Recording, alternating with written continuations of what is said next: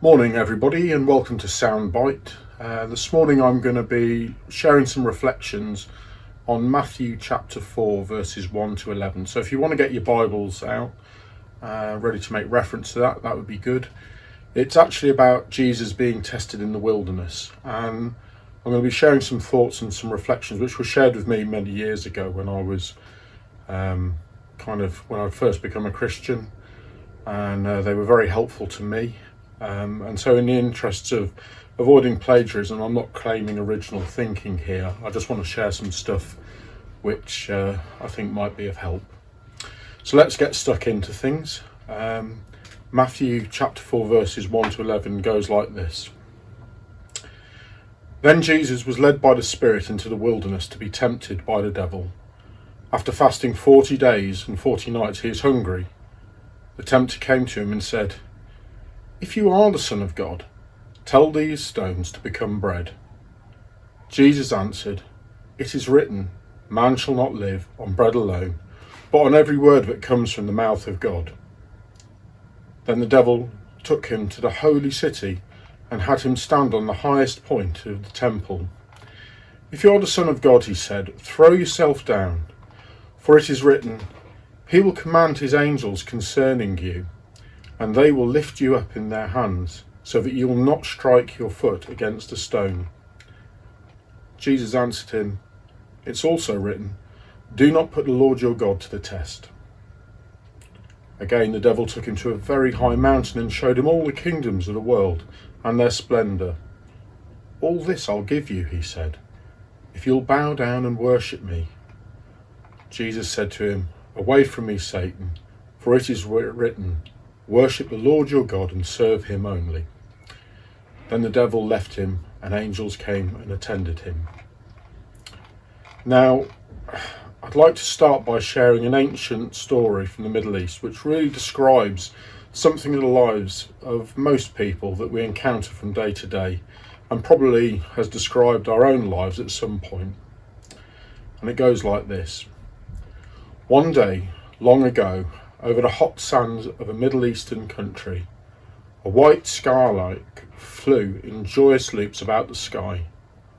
As she swooped near the earth, she heard a merchant cry out, "Worms, worms, worms for feathers, delicious worms."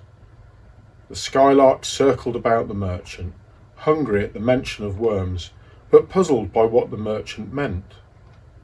Little did the skylark know that the merchant was in fact the devil.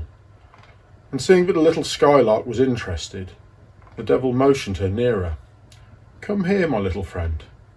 Come see the lovely worms I have." Cautiously, ever so cautiously, the skylark landed and cocked her head at the merchant. "Come, taste the juicy worms."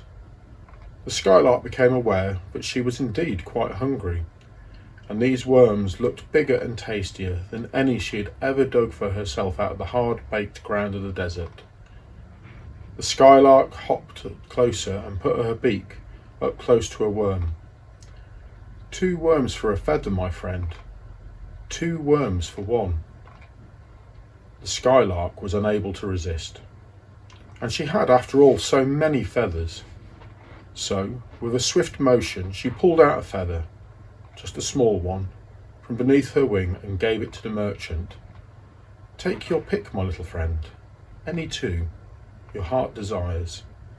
And so the skylark quickly snatched up 2 of the plumpest worms and swallowed her meal with great delight. Never before had she tasted such wonderful worms, and with a loud chirrup she leapt into the air and resumed her joyful flight. Day after day the skylark returned, and the merchant always had wonderful worms to offer.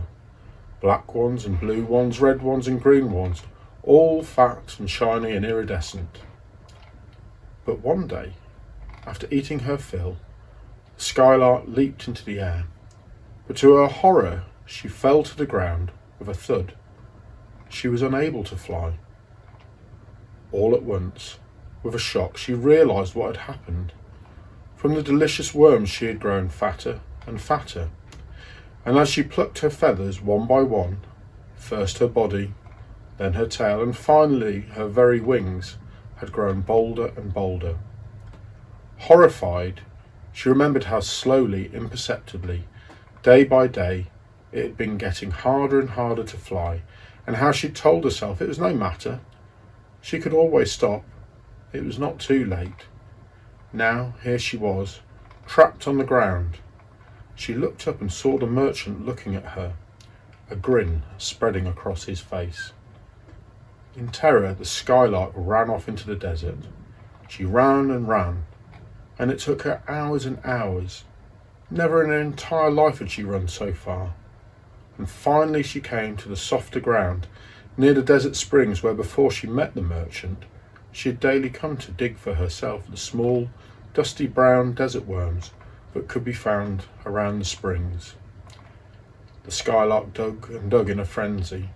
She piled up worm after worm until it was nearly dark.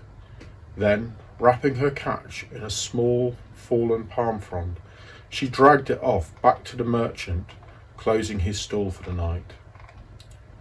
The skin around her beak had grown bruised and tender. Her small feet were bleeding from the great distance she had been forced to walk.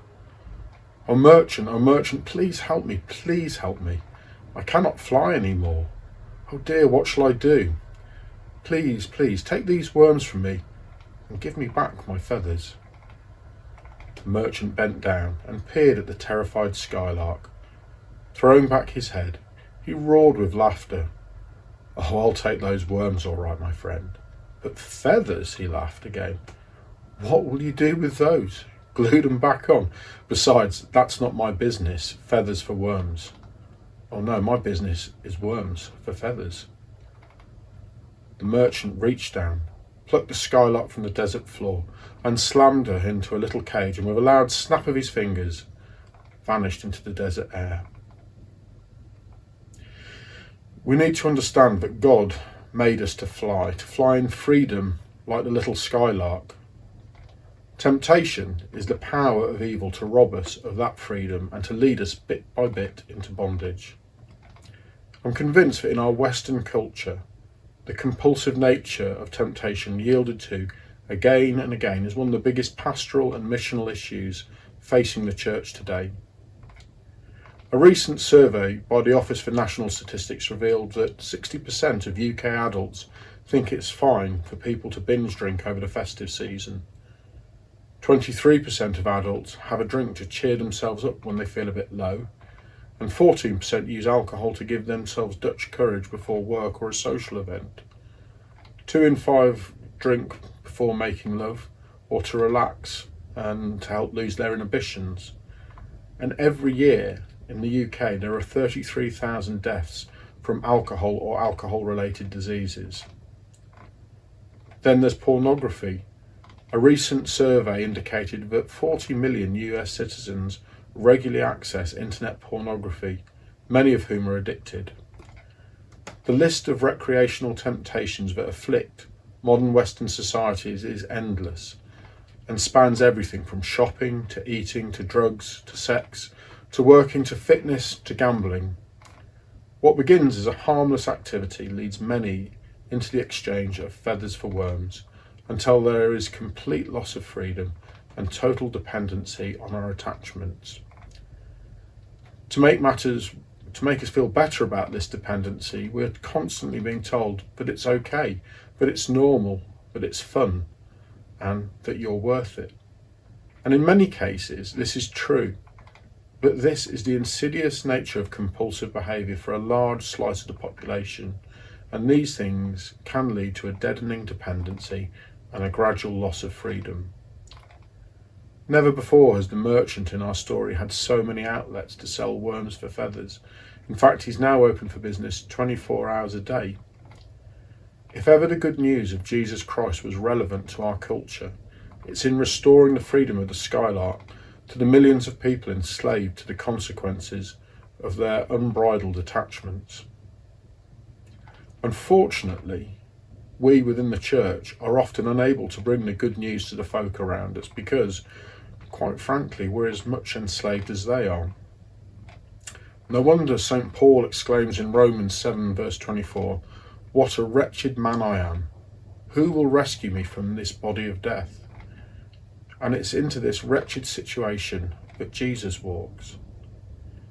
Now, referring back to Matthew chapter 4, in verse 1 it says that Jesus was led by the Spirit into the desert to be tempted by the devil.